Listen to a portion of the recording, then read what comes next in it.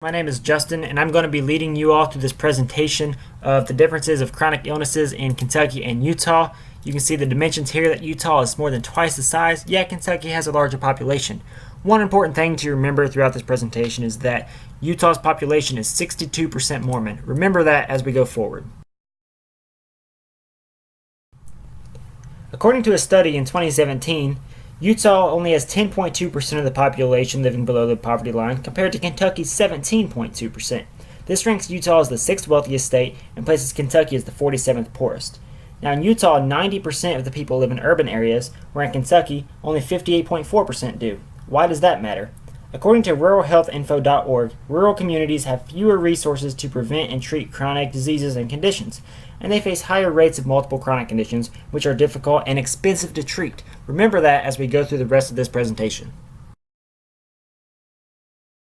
Now when it comes to tobacco use, these two states cannot be much more different. According to the CDC, Utah has the lowest percentage of tobacco users in the nation, at a minuscule 8.7%. Kentucky is bringing up the rear as the second worst state, only ahead of West Virginia at 25.5%. According to the CDC, the national average of tobacco use is 17.8, so you can tell here that Kentucky is well above the national average while Utah is well below it. If you stick around, you may find this to be an ongoing trend.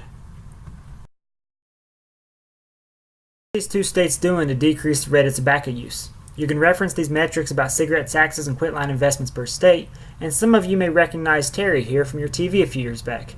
That's because in 2015, Kentucky's tobacco control program was one of 5 states to participate in a pilot program where CDC's Tips from Former Smokers ads promoted the availability of NRTs. As a result of this program, NRT utilization rates for quitline callers increased 821% during this 2-week period. In addition, call volume to the quitline increased 150%.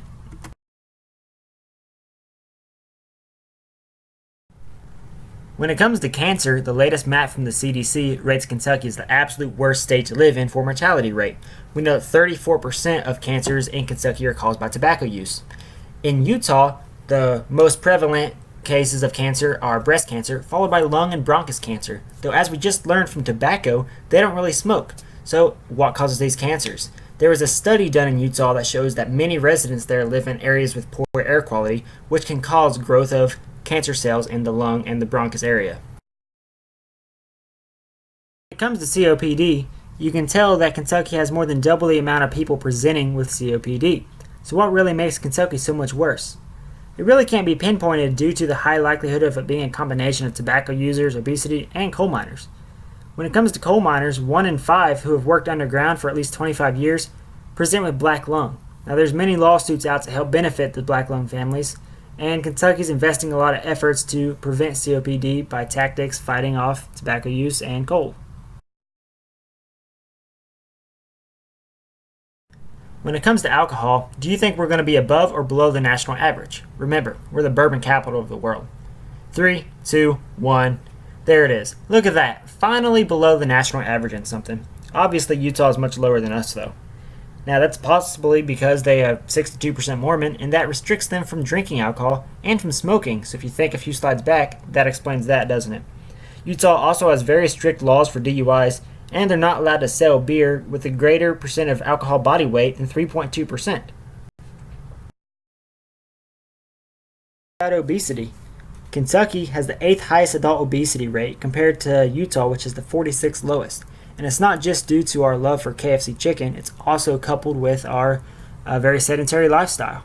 Utah also has the 62% of Mormons, which partake with the Holy Book, which says such things as fruits and veggies should be partaken with prudence and thanksgiving, and meat should be eaten sparingly, and that grain such as wheat is good for man. It also mentions health and exercise, which we'll dive into later. Now you can tell by the bottom chart that Kentucky has had a slight increase in rate of diabetes since 2013, while Utah has had a slight decrease. Kentucky is ranked the 7th and 5th worst in the nation for diabetes and hypertension respectively, and Utah is the number 1 best for both. Some of this could be traced back to our poverty levels in Kentucky and the lack of resources for treatment, or maybe it just correlates with our love for KFC chicken. Also, it could relate to Utah for their Church of Latter-day Saints because they have a very healthy policy on eating and activity. Now we know there's no cure for arthritis, but you can tell by the chart down here Kentucky has a much higher rate of residents with arthritis. Some of this could go back to the population dispersion of where Utah lives 90% in urban areas, where Kentucky is just over 50% urban areas. Now this could mean that we have many more farmers or co-workers that do jobs that are just much more tasking on their joints. When it comes to physical activity and healthy eating, you can reference the bottom chart to see how these two states size up. Now we know that 62% of the state is made up of Mormons who live a healthy lifestyle. Also, 63% of the state is made up of national parks, giving their residents more opportunities to get out and exercise. Now after hearing all these statistics of how healthy Utah is and how unhealthy Kentucky is, what do you think a typical resident looks like? Probably imagine something like this for Utah, and something like this for Kentucky. I hope you all enjoyed this presentation and I hope you learned something. Have a great day.